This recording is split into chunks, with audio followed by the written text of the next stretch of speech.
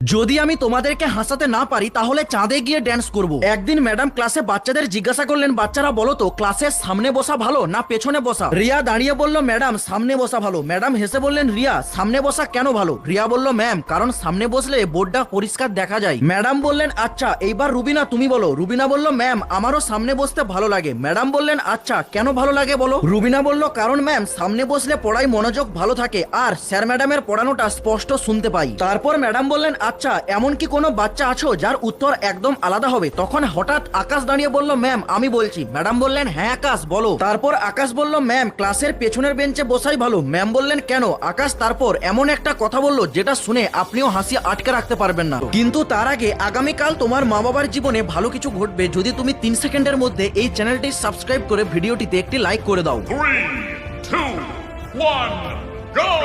আকাশ বলল, ম্যাম সামনে বসলে স্যার ম্যাডামরা স্টুডেন্টদের শেখায় কিভাবে পড়ে পরীক্ষায় পাস করতে হয়, আর আমরা পেছনে বসে বসে শিখি কিভাবে না পড়ে পরীক্ষায় পাস করতে হয়।